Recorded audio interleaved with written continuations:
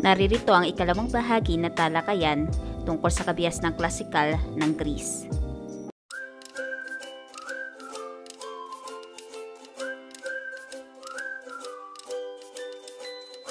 Bagamat ang Greece ay binubuo ng iba't ibang lungsod-estadong malaya sa isa't isa, iisa lamang ang wika at kultura ng mga Greek.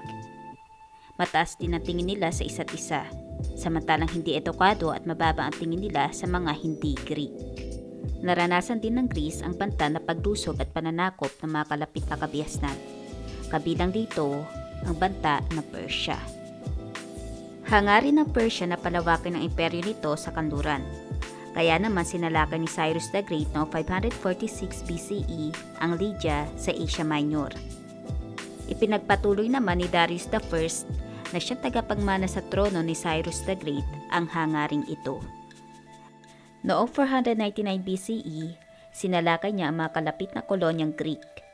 Nagpadala naman ng tulong ang Athens pero natalo ang mga kolonyang Greek sa laban ng pandagat sa Miletus noong 494 BCE. Bagamat natalo ang Persia ng Athens, ninais pa rin ni Darius na parusahan ang lungsod sa ginawang pagtulong at gawing ito hakbang sa pagsakop ng Greece. Bilang paghahanda sa napipintong pananalaka ng Persia, sinimulan ng Athens ang paggawa ng isang flota o fleet na pandigma. Ang unang pagsalakay ng Persia sa Greece ay naganap noong 490 BCE sa ilalim ni Darius. Tinawid na flota ng Persia ang Aegean Sea at bumaba sa Marathon na isang kapatagan sa hilaga silangan ng Athens. Tinalo na 10,000 Persa ng Athens ang humigit kumulang 25,000 Persa ng Persia. Ipinagpatuloy ni Xerxes, ang anak ni Darius, ang tangkang pagpapabagsak sa Athens. Noong 480 BCE, isang madugong laban na naganap sa Thermopylae na isang makipot na daanan sa gilid ng bundok at nasilangang baybayin ng Central Greece.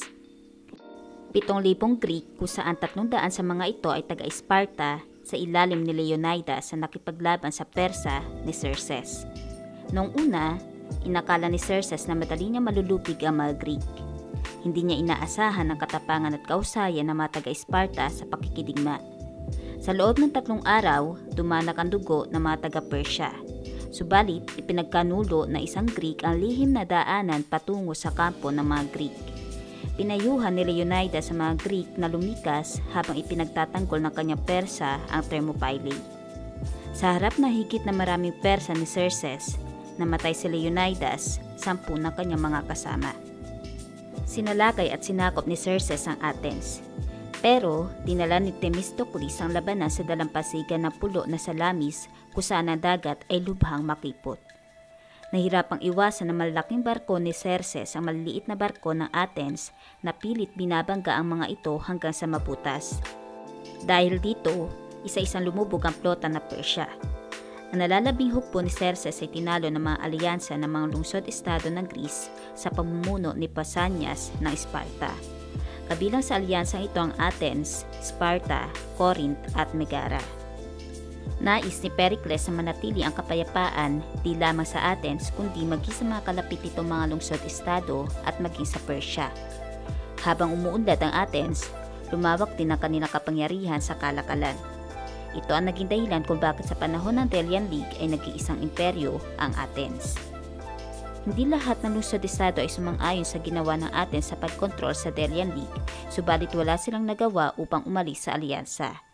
Kaya't ang mga lungsod-estado na kasapi ng Delian League tulad ng Sparta, Corinth at iba pa ay nagtatag na sarili nilang alyansa sa pamumuno ng Sparta at tinawag itong Peloponnesian League. Noong 431 BCE, nilusob na Sparta ang karating na pook ng Athens na nagsisimula ng digmaang Peloponnesian. Alam ni Pericles na mahusay na madirigma sa lupa ang mga Spartan kung kaya't iniutos niya ang pananatili ng mga Athenian sa pinaderang lungsod. Samantala, inatasan niya naman ang sandatahang lakas ng Athens na lusubin sa karagatan ang mga Spartan. Ngunit sinawing palad na may lumaganap na sakit na ikinamatay ng libu-libong tao kasama na si Pericles noong 429 BCE. Lahat ng pumalit kay Pericles ay hindi nagtagumpay dahilan sa mga mali nilang mga desisyon. Isa na rito si Alcibiades. Matapos siyang akusahan ng mga Athenian na lumabag sa paniniwalang panrelihiyon, tumakas siya patungo Sparta para iwasan ang pag-uusig sa kanya. Doon, siya ay naglingkod laban sa kanya mismong mga kababayan. Hindi nagtagal, bumalik din si Alcibiades sa Athens at siya ay pinatawad at binigyang muli ng pagkakataong pamunuan ang sandatahang lakas ng Athens. Bagamat na ipanalo niya ang ilang laban nila sa Sparta, lubhang malakas ang Sparta at noong 404 BCE, sumuko ang mga Athenian. Bilang ganti, ipinapatay ng mga Spartan si Alcibiades. Ang 27 taong digmaan ng Peloponnesian ay isang malaking trahedya para sa Greece. Nagkaroon ng malawakang pagkawasak ng ari-arian at pagkamatay ng mga tao. Lumala rin ang suliranin sa kawalan ng hanap buhay, pagtaas ang presyo ng mga bilihin at kakulangan sa pagkain. Ngayon ay tunghayan natin ang mga mahalaga pangyayari sa ginintoang panahon ng Athens. Noong 461 BCE, si Pericles na isang estrategos o general na inihalal ng mga kalalakihang mamamayan ang namuno sa Athens. Taon-taon ay nahahalal si Pericles hanggang sa sumapit ang kanyang kamatayan noong 429 BCE. Sa loob ng mahabang panahon ng kanyang panunungkulan, maraming pinairal ng mga programang pampubliko si Pericles. Lahat ay naglalayong gawing pinakamarangyang estado ang Athens. Nais ni Pericles na lumawak pa ang umiiral na demokrasya sa Athens, kung kaya't tinagdagan niya ang bilang ng mga manggagawa sa pamahalaan at sinweldohan niya ang mga ito. Lahat ng mamamayan ay nagkaroon ng pagkakataong makapagtrabaho sa pamahalaan, mayaman man o mahirap. Kaya hindi nagtagal, mga ikatlong bahagi ng populasyon ng Athens ay bahagi na ng mga gawain ng pamahalaan. Ngunit hindi lahat ay nasiyahan sa mga reformang ipinatupad ni Pericles. Para sa mayayaman, ang ginagawa niya mga pagbabago ay nagdudulot ng pagkalugi sa pamahalaan at maghihikayat ng katamaran sa mga ordinaryong mamamayan. Ipinagtanggol niya ang kanyang mga ginawang pagbabago sa pamamagitan ng pagbibigay ng isang pahayag na naitala naman ni Thucydides na isang historiador. Ayon kay Pericles, ang ating konstitusyon ay isang demokrasya sapagkat ito ay nasa kamay na nakararami at hindi ng iilan. Mahalaga din ang edukasyon para sa mga Athenian. Ang mga lalaki ay pinag-aral sa mga pribadong paaralan kung saan sila ay natuto ng pagbabasa, matematika, musika at mga obra ni Homer na Iliad at Odyssey. Hinikayat din sila talakayin ng sining, politika at iba pang usapin. Ang palakasan ay bahagi rin ng kanilang pag-aaral. Sa edad na 18 taong gulang, ang mga lalaki ay nagsasanay sa militar na 2 taon at pagkatapos ay maaari na maging mamamayan ng Athens at makibahagi sa pamahalaan nito. Samantala, ang mga kababaihan naman ay tinuring na mas mababa sa mga kalalakihan. Hindi sila nabigyan ng pagkamamamayan at hindi maaaring makibahagi sa pamahalaan.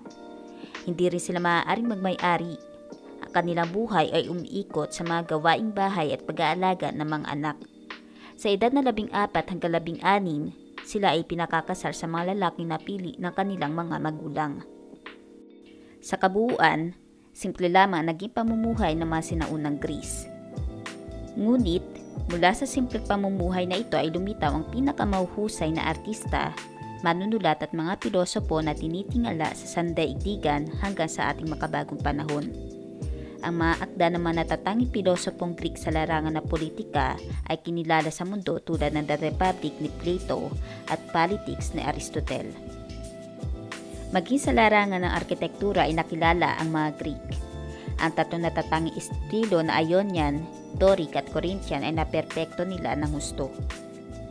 Ang pinakamagandang halimbawa ay ang Parthenon na isang marmol na templo sa Acropolis sa Athens. Ito ay tinayo ni Ictinus at Callicrates at inihandog kay Athena na isang diyosa ng karunungan at patrona ng Athens. Ang pinakadakilang Greek na eskultor ay si Phidias. Ang estatwa ni Athena sa Parthenon at ni Zeus sa Olympia ay ilan lamang sa mga obra maestra niya. Kinilala rin ang kontribusyon ni Herodotus sa larangan ng kasaysayan.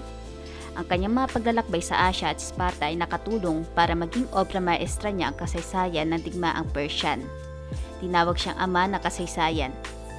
Sinundan nito ng isa pang historiador na si Thucydides.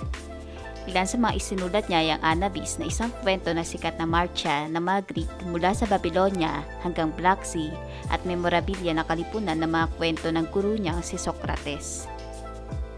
Nagkaroon din ng kaalaman sa makabagong medisina sa sinaunang Greece. Ang pinakadakilang Greek na manggagamot ay si Hippocrates na kinilala bilang ama ng medisina.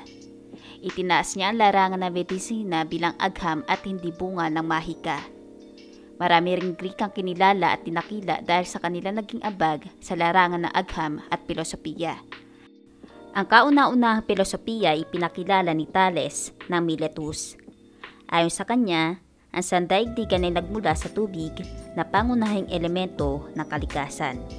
Samantala, si Pythagoras naman ang nagpasikat ng doktrina ng mga numero kung saan sinasabi niya na ang bilang ng 3, 5 at 7 ay maswerteng mga numero. Ilang dekada matapos ang digmaang Persian, isang pangkat na mga guro na tinatawag na mga sophist ang sumikat sa Athens. Nagpakilala sila ng pagbabago sa mga umiiral na pilosopiya. Ayon sa kanila, maaaring turuan ng mga tao na gumawa ng magandang batas, makapagsalita at pakipagdebate sa mga asembleya. Maraming Athenian na tumurigsa sa mga pilosopiya ng mga sophist. Isa na rito ay si Socrates. Ayon sa kanya, mahalaga na kilalanin mo ang iyong sarili. At dapat na patuloy na magtanong ang mga tao hinggil sa mga bagay-bagay para matiyak kung sila ay may mga kasagutan sa mga katanungang ito. Ang pamamaraang ito ay kinikilala ngayon na Socratic Method. Hindi nagustuhan ng mga Athenian ang ginawang pagtatanong ni Socrates, lalo na mga tungkol sa mga Diyos-Diyosan at ilang patakaran ng Athens. Dahil dito, siya ay nakulong at nahatulan ng kamatayan. Ngunit bago pa siya maparusahan, siya ay nagpakamatay sa pamamagitan ng paglason sa sarili. Ang lahat ng mga ideya ni Socrates ay hindi niya naisulat. Si Plato, ang kanyang pinakasikat na mag-aaral, ang nagsumikap na maitala ang lahat ng dialogo sa pagitan ng dalawa o masigit pang tauhan. Ang pinakatanyag ay ang Republic.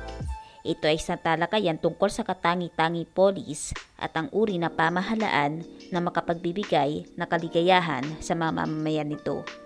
Samantala, si Aristotle naman ang pinakamahusay na mag-aaral ni Plato. Siya ay nagpakadulbhasa sa pag-aaral ng halaman, hayop, astronomiya at pisika na pawang nangangailangan ng masusing pagmamasid. Ayon sa kanya, ang alinmang teorya ay maaari lamang tanggapin kung ito ay batay sa masusing pagmamasid ng mga katotohanan. Kinilala si Aristotle na ama ng biolohiya. Ilan sa mga kilalang aklat ni Aristotle ay ang Poetic na isang pagsusuri sa mga iba't ibang dulaan. Ang Rhetoric naman na nagsasabi kung paano dapat ayusin ng isang nagtatalumpati ang kanyang talumpati. Siya rin ang may akda na Politics kung saan tinalakay ng mga mamamayan ang iba't ibang uri na pamahalaan. Bumagsak ang mga lungsod-estado ng Greece sa kamay ng Imperyong Macedonian. Hinangad ni Haring Philip na Macedonia na pag-isahin ang mga lungsod-estado ng Greece sa ilalim ng kanyang pamamahala. Upang matupad ang kanyang hangarin, bumuo siya ng isang hukbo at sinanay sa pinakamabisang paraan na pakikidigma. Bilang pagtatanggol sa kanilang kalayaan, sinalakay naman na magkasalim na Persa ng Athens at ng Thebes sa Macedonia noong 338 BCE. Madali namang tinalo ni Philip ang hukbo ng dalawang lungsod-estado. Ang pagkatalo ng Athens at Thebes ay hudyat na pagtatapos sa kapangyarihan ng mga lungsod-estado. Ang buong Greece maliban sa Sparta ay napasailalim na kapangyarihan ng Macedonia. Naging tanyag na pinuno ng Macedonia ang anak ni Philip na si Alexander the Great. Noong siya ay bata pa lamang, naging guro niya si Aristotle na nagturo sa kanya ng pagmamahal sa kultura at karunungan. Habang lumalaki, natutunan niya ang kagalingan sa pakikidigma. Siya ay 21 taong gulang na mamatay ang kanyang ama at naging hari ng Macedonia at Greece. Matalino, malakas ang loob at magaling na pinuno si Alexander. Sinalakay niya ang Persia at Egypt at pagkatapos ay tumungo sa silangan at sinakop ang Afghanistan hanggang sa hilagang India. Nagtatag siya ng imperyo na sumasakop sa kabuuan ng kaldurang Asya, Egypt at India. Pinalaganap niya ang kaisipang Greek sa silangan. Noong 323 BCE, sa edad na 32 taon, namatay si Alexander the Great sa Babylon sa hindi matiyak na karamdaman.